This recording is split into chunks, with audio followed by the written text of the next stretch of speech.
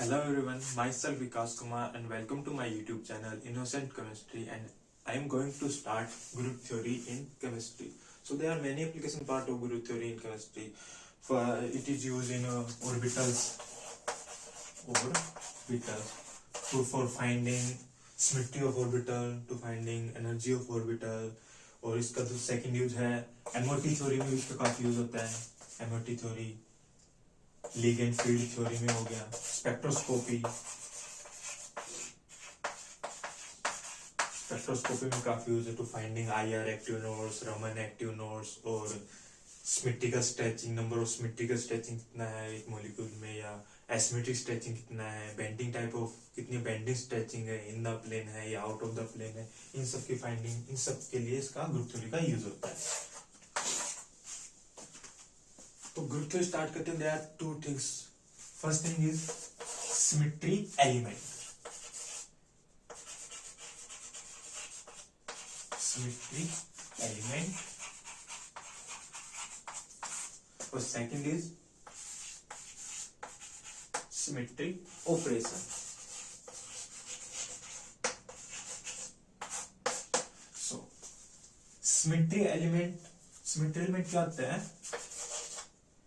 एक टाइप की ज्योमेट्रिकल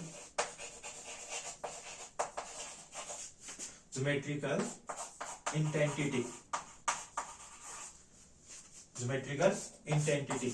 इसमें जैसे कोई पॉइंट हो गया, इसी मॉलिक्यूल में कोई पॉइंट हो गया है, लाइन हो गई, line means axis,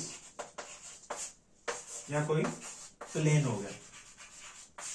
for example water molecule है, जैसे इसके अंदर ये कोई एक्सिस है,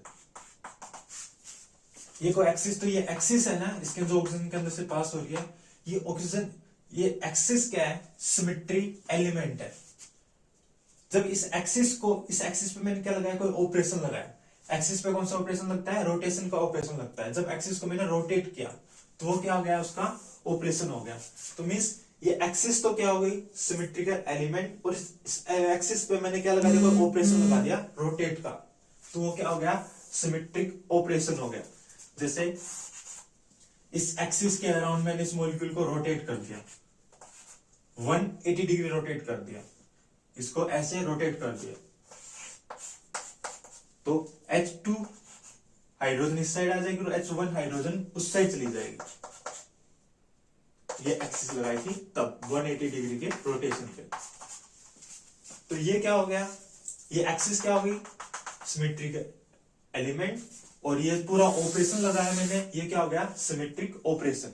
अच्छा, हर कोई ऑपरेशन को सिमेट्रिक ऑपरेशन नहीं बोलेंगे. उसी ऑपरेशन को सिमेट्रिक ऑपरेशन बोलेंगे जिसमें ऑपरेशन लगाने के बाद जो दो कॉन्फ़िगरेशन आई है, उन दोनों कॉन्फ़िगरेशन एक दूसरे के इक्विवेलेंट है. जैसे इस साइड हाइड्रोजन, इसमें भी इस साइड हाइड्रोजन है, इस साइड हाइड्रोजन, उसमें भी उस साइड हाइड्रोजन, बिल्कुल एक जैसे है. ठीक है, बस फर्स्ट हाइड्रोजन उसमें उस साइड है, इसमें उस साइड है. ये होती है इक्विवेलेंट. और एक होता है आइडेंटिकल, जैसे कि ये हो गया. फर्स्ट हाइड्रोजन इस साइड, इसमें फर्स्ट हाइड्रोजन उस साइड, इसमें सेकंड हाइड्रोजन उस साइड, इसमें सेकंड हाइड्रोजन उस साइड. तो ये दोनों मॉलिक्यूल, ये दोनों कॉन्फ़िगरेशन क्या है? एक दूसरे की आइडेंटिकल है. ये दोनों तो आइडेंटिकल है, और ये दोनों क्या है? एक दूसरे की इक्विवेलेंट कॉन्फ़िगरेशन है ये. ठीक है.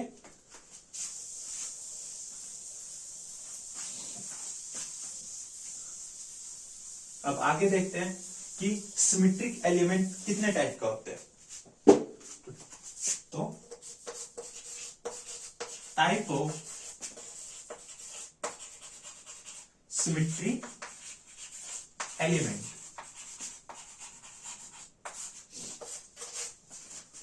First is rotational axis of symmetry. It is denoted by Cn, capital C, small n.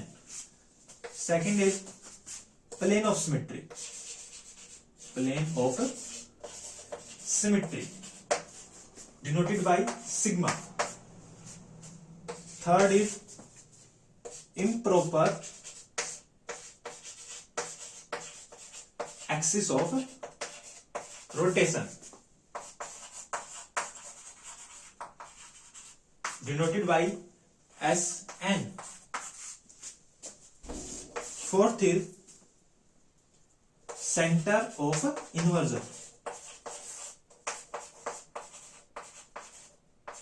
Center of inversion or center of symmetry.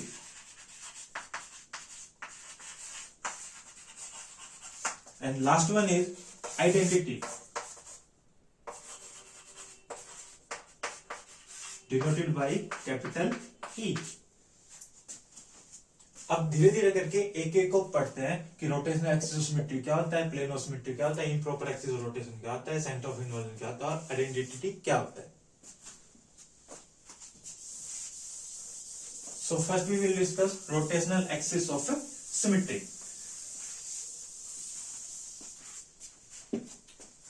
Water का एग्जांपल लेते हैं. ऑक्सीजन, हाइड्रोजन और ये हाइड्रोजन. इसको माना हाइड्रोजन 1, ये हाइड्रोजन 2. बस इनका नेमिंग कर दिया हाइड्रोजन 1 और हाइड्रोजन 2. यहां से एक एक्सिस पास किया तो इस एक्सिस के अराउंड इस मॉलिक्यूल को 180 डिग्री रोटेट कर दिया. 180 degree rotate axis, rotational axis को मैंने पास किया, इसके अंदर से रोटेट कर दिया 180 डिग्री. रोटेशन क्या मतलब, इस पे सिमेट्री ऑपरेशन लगाया, सिमेट्री एलिमेंट एक्सिस, इस पे ऑपरेशन लगाया, मैंने इसको रोटेट कर दिया 180 डिग्री से. ऑक्सीजन, हाइड्रोजन 1 उस साइड और हाइड्रोजन 2 इस साइड रोटेट होने के बाद 180 डिग्री. सो ये दोनों एक दूसरे के आगे इक्विवेलेंट कॉन्फ़िगरेशन आ गई. ठीक है, मैंने इस पे एक बार फिर से लगा दिया, इसको मैंने फिर से 180 डिग्री रोटेट कर दिया. क्या हो जाएगा, ऑक्सीजन अब क्या होगा, ऐसे 180 डिग्री रोटेट हो गया, हाइड्रोजन 1 वापस इस साइड आ गए और हाइड्रोजन 2 उस साइड गया. देखो अब देखो ये वाला कॉन्फ़िगरेशन और एक ये वाली कॉन्फ़िगरेशन एक दूसरे के आगे बिल्कुल आइडेंटिकल आ गए. तो अब इसको एक्सिस ऑफ सिमेट्री लगाना बंद कर देंगे यहाँ पे. तो इस आइडेंटिकल कॉन्फ़िगरेशन आने के लिए मैंने कितनी बार लगाया, एक बार और 2 बार एक्सिस सिमेट्री लगाई. तो इसको कौन सी सिमेट्री बोलेंगे, C2 सिमेट्री बोलेंगे. ठीक है, Cn होता है, यहाँ पे n की वैल्यू कितना हो गया, 2 हो गया, इसलिए C2 हो गया. यहाँ पे n की वैल्यू निकालने का फॉर्मूला भी होता है, n is equal to 360 degree divide by theta. Theta means symmetric angle कि कितने डिग्री से मॉलिक्यूल को रोटेट किया है, सिमेट्रिक एंगल. और n is number of fold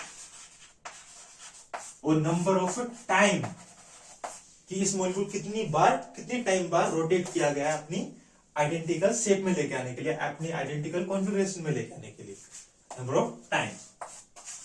ठीक है, तो ये हो गया Cn. एक नेक्स्ट एग्जांपल समझाता हूं, आपको अच्छे से क्लियर हो जाएगा.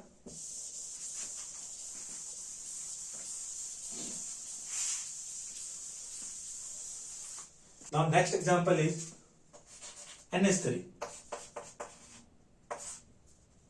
H और H 2 3 हाइड्रोजन 1, हाइड्रोजन 2 और हाइड्रोजन 3. जो हाइड्रोजन 2 है वो ग्रीन बोर्ड के बैक साइड में जस्ट जो, और ये दोनों हाइड्रोजन 1 और हाइड्रोजन 3 अपनी साइड है, इस साइड में आगे एक साइड है 3D में. ये मॉलिक्यूल कुछ इस साइड का है, इस टाइप का. हाइड्रोजन 2 अगर इसको आगे साइड मान, इन दोनों पीछे मान लिया, चलो मैंने इन दोनों को पीछे मान लिया, इसको आगे मान लिया. इस मॉलिक्यूल को मैं ऐसे देख रहा हूं, इसको पहले ऐसे था, इसको मैं ऐसे बना देता हूं. चलो मतलब नाइट्रोजन, हाइड्रोजन यहाँ पे हो गया, ये यहाँ पे हो गया और ये यहाँ पे हो गया. ये हाइड्रोजन 1 मान लिया, हाइड्रोजन 2 मान लिया, हाइड्रोजन 3 मान लिया. यहाँ पे जो लोन पेयर होता है मैंने मान लिया कि ये ग्रीन बोर्ड के बैक साइड में वो लोन पेयर. ठीक है, इसको रख कर देते हैं. देखो इस पे मैंने ऐसे एक्सिस पास किया, बिल्कुल ग्रीन बोर्ड के परपेंडिकुलर. ये जो मॉलिक्यूल है इस मॉलिक्यूल प्लेन के बिल्कुल मैंने परपेंडिकुलर एक एक्सिस पास किया. ठीक है, और उसको मैंने 120 डिग्री से रोटेट कर दिया. ठीक है, 120 डिग्री से रोटेट होने पे क्या हो जाएगा, इसको 120 डिग्री मैंने रोटेट किया तो हाइड्रोजन 1 इस साइड आ जाएगा, हाइड्रोजन 2 यहाँ पे आ जाएगा, हाइड्रोजन 3 इस साइड चला जाएगा, नाइट्रोजन, हाइड्रोजन 3, हाइड्रोजन 1 और 2 नीचे आ जाएगा। ठीक है, एक बार मैंने फिर से इस पे ऑपरेशन लगाया 120 डिग्री, फिर से इसको रोटेट कर दिया। क्यों? क्योंकि ये कौन सी एक दूसरे की कौन सी कॉन्फ़िगरेशन है, इक्विवेलेंट कॉन्फ़िगरेशन है। एक्सिस को मेरे को तब तक लगाते हुए जाना है जब तक कि दोनों एक दूसरे क्या ना आ जाए, आइडेंटिटी ना आ जाए, बिल्कुल आइडेंटिकल ना आ जाए एक दूसरे की। ये यहाँ पे आ जाएगी रोटेट होने में 120 डिग्री, ये यहाँ पे और ये यहाँ पे आ जाएगा। तो नाइट्रोजन 2 इस साइड आ गया, हाइड्रोजन 2, हाइड्रोजन 3 इस साइड और हाइड्रोजन 1 नीचे आ गया।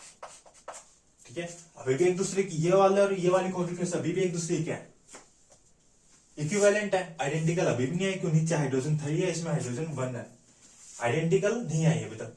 एक बार मैंने इस पे फिर से अप्लाई कर दिया। ठीक है, फिर से अप्लाई किया तो अगर देखो ये मैं इसको क्लॉकवाइज रोटेट कर रहा हूं तो हर टाइम क्या करना है, इसको क्लॉकवाइज ही रोटेट करना है। अगर इसको मैं एंटी क्लॉकवाइज रोटेट करना स्टार्ट किया तो हर टाइम मेरे को इसको एंटी क्लॉकवाइज ही रोटेट करना पड़ेगा। इसको क्लॉकवाइज रोटेट किया 120 डिग्री से ही, क्या हो गया, नाइट्रोजन, अब हाइड्रोजन 3 नीचे आ जाएगी, हाइड्रोजन 1 इस साइड और हाइड्रोजन 2 उस साइड यहां पर। अब क्या हो गया, ये वाला स्ट्रक्चर सॉरी ये वाली कॉन्फ़िगरेशन और ये वाली दोनों कॉन्फ़िगरेशन क्या आ गई, एक दूसरे की आइडेंटिकल आ गई, बिल्कुल सेम आ गई। तो यहाँ पे कितनी टाइम्स बार मैंने ऑपरेशन लगाया, 1 2 3, तो मतलब कौन सी एक्सिस होगी, C3 एक्सिस होगी। और वैसे निकालने फॉर्मूला की वैल्यू 360 डिवाइड बाई 120 डिग्री, कितना आ गया 3, तो मतलब ये कौन सी एक्सिस है, C3 एक्सिस।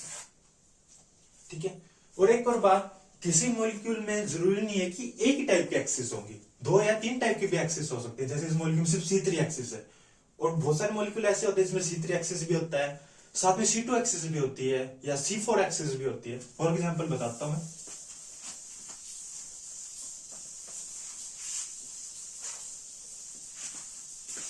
इससे पहले देखते हैं कि rotational axis of symmetry 2 types की होती है। First one is principal axis और सेकंड इज सेकेंडरी एक्सिस। जैसे मैं एक एग्जांपल समझाता हूं, ये सब एग्जांपल ले लिया मैंने BF3 का, ट्रायंगुलर प्लेन है, इसका स्ट्रक्चर होता है। यहां पे देखो ये मॉलिक्यूल पूरा प्लेन में, इस प्लेन के परपेंडिकुलर मैंने एक एक्सिस पास की, बिल्कुल यहां से, बिल्कुल ऐसे मतलब। ठीक है, और इसके अराउंड रोटेट करना, तो 120 डिग्री से रोटेशन होगा हर टाइम, तो कौन सी एक्सिस होगी, ये वाली C3 एक्सिस होगी।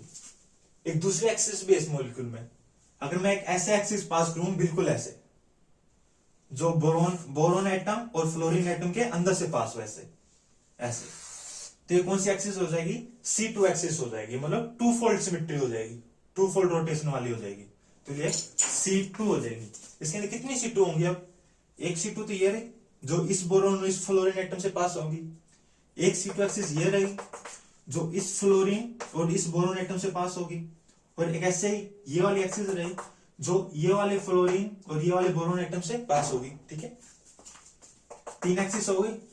देखो तो जिसमें जो सबसे ज्यादा हाईएस्ट वैल्यू ऑफ n होगी, जैसे इसमें C3, इसमें 3 है, इसमें 2 है, तो C3 को क्या बोलेंगे, प्रिंसिपल एक्सिस बोलेंगे, और इसको सेकेंडरी एक्सिस बोलेंगे।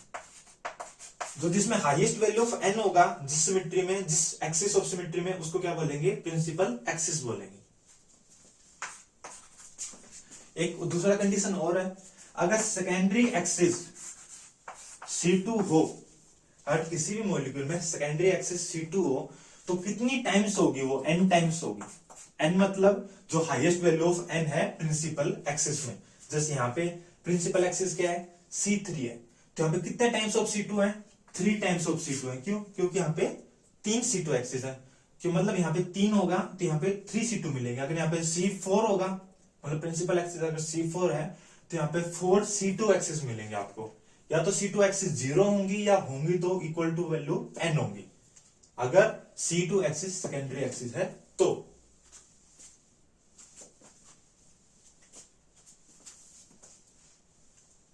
आगे कोई और नेक्स्ट एग्जांपल देखते हैं और अच्छे से क्लियर हो जाएगा ये वाला कॉन्सेप्ट भी आपको। इसको मैं रब कर देता हूं।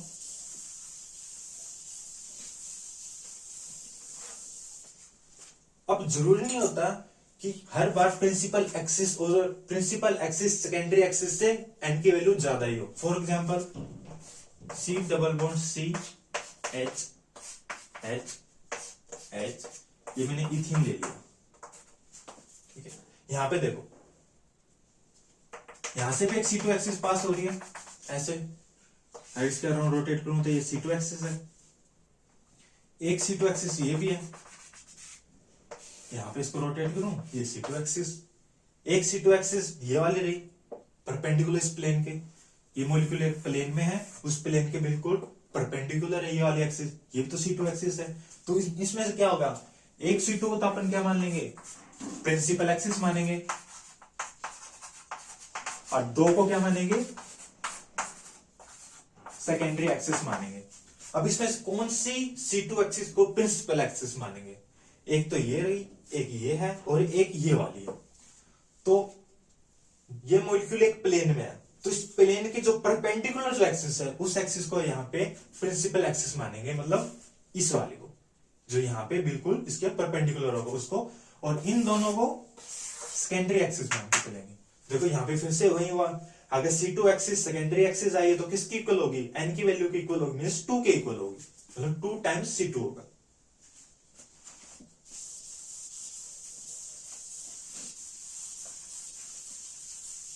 नेक्स्ट एग्जांपल की बात करूं, फॉर एग्जांपल H2 मॉलिक्यूल है, लीनियर, इसके अंदर से यहां से कौन सी एक्सिस पास हो रही है, एक्सिस पास हो रही है, इसको कितने टाइम से रोटेट करो, infinitely time small small angle से रोटेट किया जा रहा हूं मैं, 1 डिग्री से रोटेट कर दिया, फिर से 1 डिग्री से रोटेट कर दिया, फिर से 1 डिग्री से रोटेट कर दिया, तो हर टाइम क्या आएगा, इक्विवेलेंट कॉन्फ़िगरेशन आती जाएगी।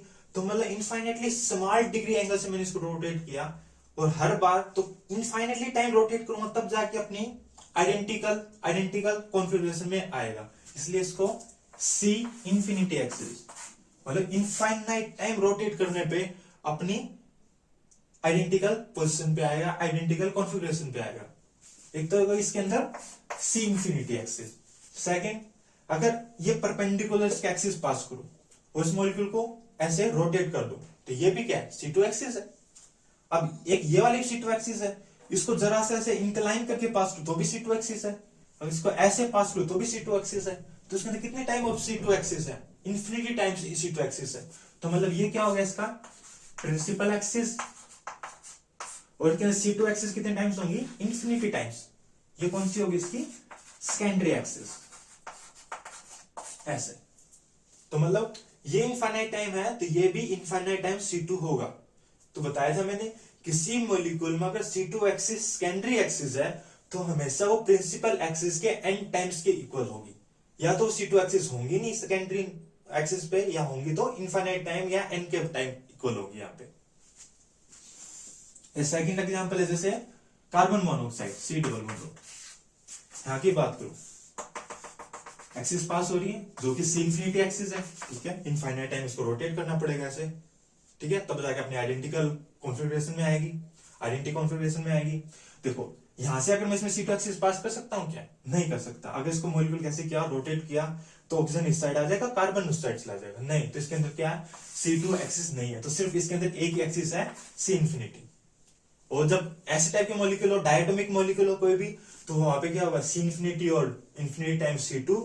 और इस टाइप के डायटोमिक मॉलिक्यूल हैं जिसमें दोनों आइटम क्या है, अलग अलग है, हेटेरो, तो क्या होगा, उसमें सिर्फ एक ही एक्सिस होगी, C इंफिनिटी की। ठीक,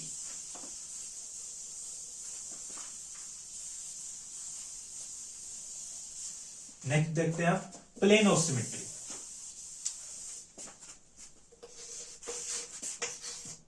plane of symmetry denoted by sigma. For example water molecule लेते, oxygen, hydrogen, hydrogen, hydrogen 1, hydrogen 2। इस मॉलिक्यूल में ऐसे प्लेन रख दिया मैंने, मिरर रख दिया, जो इस साइड से मिरर फॉर्म में, इस साइड भी मिरर है, ठीक है, एक दूसरे की साइड, दोनों साइड रिफ्लेक्ट कर रहे हैं वो लोग, ऐसे मिरर रख दिया। तो ये वाली हाइड्रोजन उस साइड रिफ्लेक्ट होगी और ये वाली हाइड्रोजन इस साइड रिफ्लेक्ट होगी। तो ये जो प्लेन है, ये प्लेन क्या है मेरा, सिमेट्रिक एलिमेंट है। ये प्लेन मेरा, ये प्लेन क्या हो गया, सिमेट्रिक एलिमेंट है। और रिफ्लेक्शन के कारण क्या हो रहा है, मेरा ऑपरेशन अप्लाई हो रहा है उस पर। तो सिमेट्रिक एलिमेंट और जो रिफ्लेक्शन हो रहा है वो क्या है, इसका ऑपरेशन, सिमेट्रिक ऑपरेशन। तो प्लेन का सिमेट्रिक ऑपरेशन क्या होता है, रिफ्लेक्शन। और एक्सिस का सिमेट्रिक ऑपरेशन क्या होता है, एक्सिस का ऑपरेशन क्या होता है, रोटेशन। और प्लेन का सिमेट्री ऑपरेशन क्या होता है, रिफ्लेक्शन।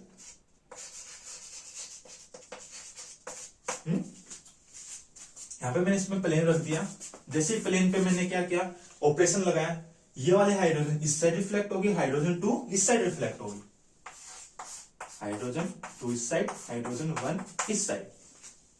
तो ये हो गया, तो ये हो गया प्लेन ऑफ सिमेट्री। अब प्लेन ऑफ सिमेट्री 3 टाइप्स का होता है। First is vertical plane of symmetry, POS, denoted by sigma V. Second, dihedral plane of symmetry, denoted by sigma D. Third one is horizontal plane of symmetry, denoted by sigma H. Example लेते हैं, वही water molecule का, H H. Vertical plane of symmetry है या dihedral plane of symmetry या horizontal plane of symmetry है, इसके लिए किसी मॉलिक्यूल में प्रिंसिपल एक्सिस कौन सी है, इसका फाइंड आउट करना बहुत जरूरी है। अगर प्रिंसिपल एक्सिस का नहीं पता है तो उस मॉलिक्यूल के अंदर वर्टिकल प्लेन ऑफ सिमेट्री है, हॉरिजॉन्टल प्लेन ऑफ सिमेट्री, ये सब नहीं बता सकते। जैसे इस मॉलिक्यूल में ये क्या है, प्रिंसिपल एक्सिस है जो ऐसे पास हो रही है। तो कोई ऐसा प्लेन जो इस प्रिंसिपल एक्सिस के बिल्कुल पैरेलल हो, ऐसा प्लेन जो प्रिंसिपल एक्सिस के बिल्कुल पैरेलल हो या प्रिंसिपल एक्सिस के बिल्कुल अंदर से पास हो, ऐसे जैसे ऐसे लगा दिया मैंने, ये वाला प्लेन जैसे रिफ्लेक्शन हो रहा है दोनों साइड, तो ये वाला पूरा प्लेन, ये वाला पूरा प्लेन इस एक्सिस के अंदर से पास हो रहा है। तो ये कौन सा प्लेन हो गया, सिग्मा वी हो गया। वर्टिकल मतलब इस प्रिंसिपल एक्सिस के बिल्कुल वर्टिकल, उसके बिल्कुल साथ साथ में। और एक और, इसके 2 सिग्मा भी है वाटर मॉलिक्यूल के अंदर, एक तो ये हो गया और एक ये वाला हो गया। ये भी तो बिल्कुल प्रिंसिपल एक्सिस के बिल्कुल साथ में, उसके अंदर से होके जा रहा है ऐसे। तो ये भी कौन सा है, सिग्मा वी। तो इसमें 2 सिग्मा वी है, तो कैसे नोट करेंगे, सिग्मा वी और एक को सिग्मा वी डैश से। ये वाला जो सिग्मा वी है जो ऐसे मॉलिक्यूल के अंदर से पार हो, इसको मॉलिक्यूलर प्लेन भी बोलते हैं। क्यों, क्योंकि ये वाला प्लेन पूरे मॉलिक्यूल के अंदर से जा रहा है। इस मॉलिक्यूल में 3 एटम है, ऑक्सीजन, हाइड्रोजन, हाइड्रोजन। दोनों हाइड्रोजन इस ऑक्सीजन के अंदर से पास हो, इन तीनों एटम्स को काटते हुए, बीच से इनको डिवाइड करते हुए पास हो रहा है, इसलिए कौन सा प्लेन है, मॉलिक्यूलर प्लेन भी बोलते हैं इसको। सेकंड है dihedral plane of symmetry.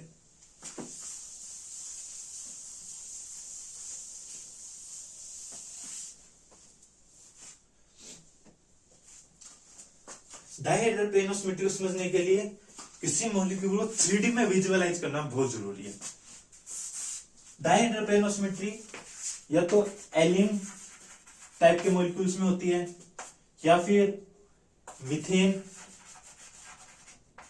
Methane मतलब जिनका स्ट्रक्चर टेट्राहेड्रल होता है, उस टाइप के मॉलिक्यूल में होती है। और स्टैगर्ड इथीन में, स्टैगर्ड इथीन में बताता हूं कैसे, ये कैसी होती है। एग्जांपल लेता हूं मैं, कोई एलिन का एग्जांपल लेता हूं, यहां पे नोट कर रहा हूं एक बार।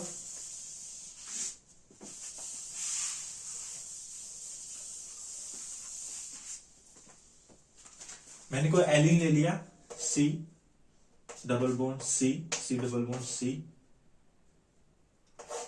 हाइड्रोजन ये यहाँ पे हाइड्रोजन, ये हाइड्रोजन बैक साइड में और ये हाइड्रोजन फ्रंट में।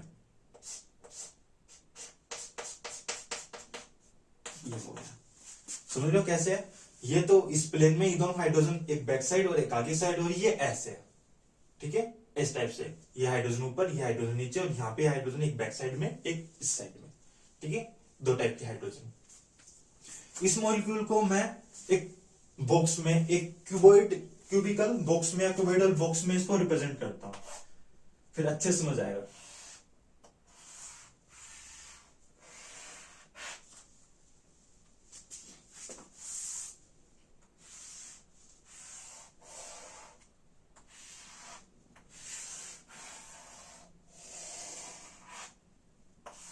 ये ऐसे हो गया, ऐसे, ठीक है।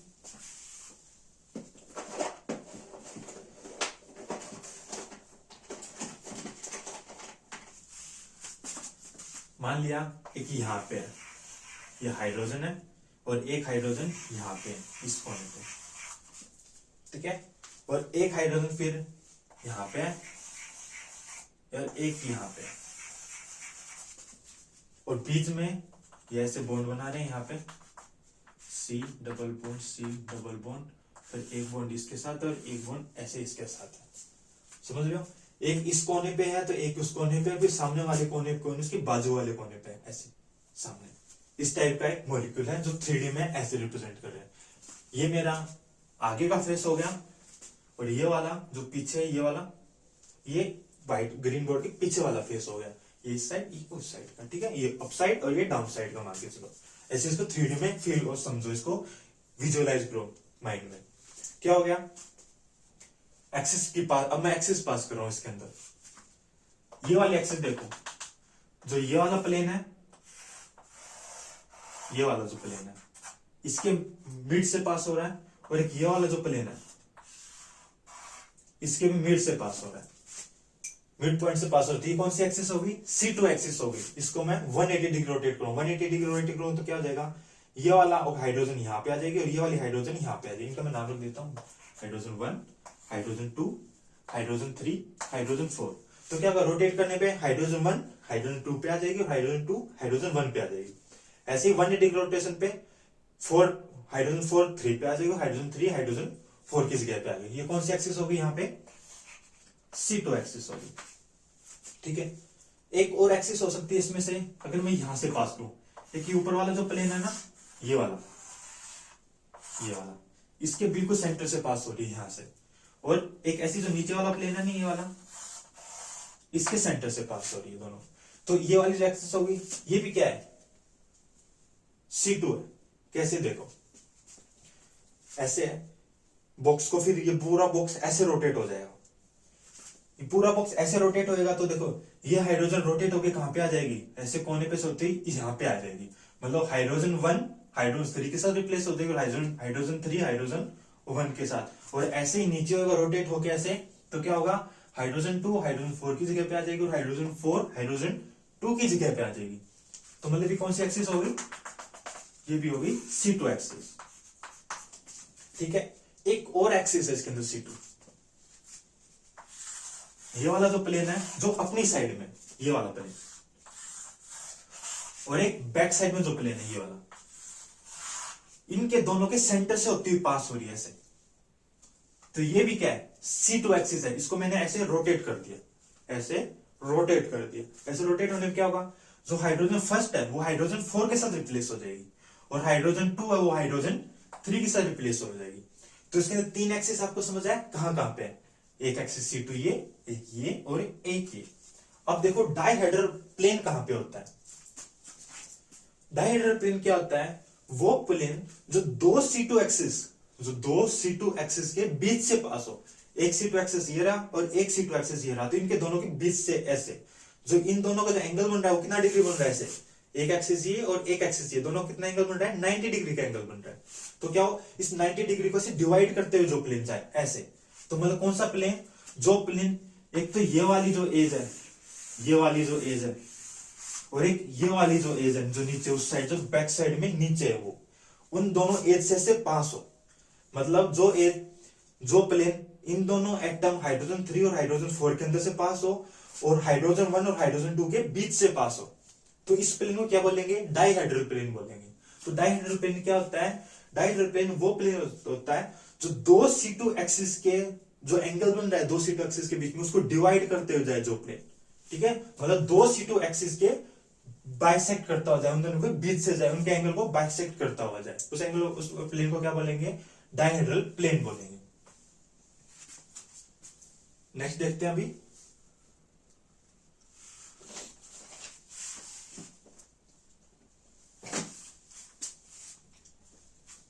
ऐसा एग्जांपल टेट्राहेड्रल में भी सेम ऐसे ही होता है। टेट्राहेड्रल मॉलिक्यूल भी ऐसी क्यूबिक बॉक्स में इसको रख सकते हैं, जैसे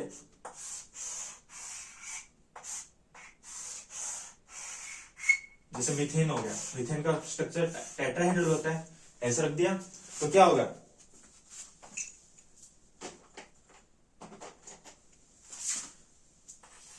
एक हाइड्रोजन यहां पे हो जाएगा इस कोने पे, तो एक इस पे, दो हाइड्रोजन हो गया। फिर दो और हाइड्रोजन कहां पे होगा?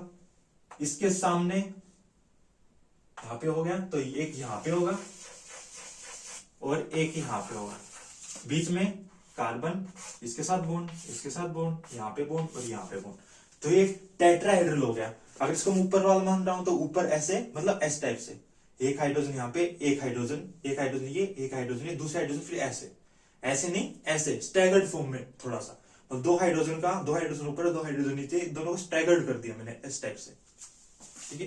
तो यहाँ पे क्या है मेरे पास? डाइहेड्रल प्लेन है। कौन सा प्लेन है? एक तो ये वाली एक्सिस और एक ये वाली जो एक्सिस के ऐसे इंक्लाइन में पास होगा, बॉक्स के, क्यूबिक बॉक्स के ऐसे इंक्लाइन में जो पास होगा, वो वाला प्लेन कौन सा है? डाइहेड्रल प्लेन है यहाँ पे। अब नेक्स्ट बात करते हैं हॉरिजॉन्टल प्लेन ऑफ सिमेट्री क्या होता है।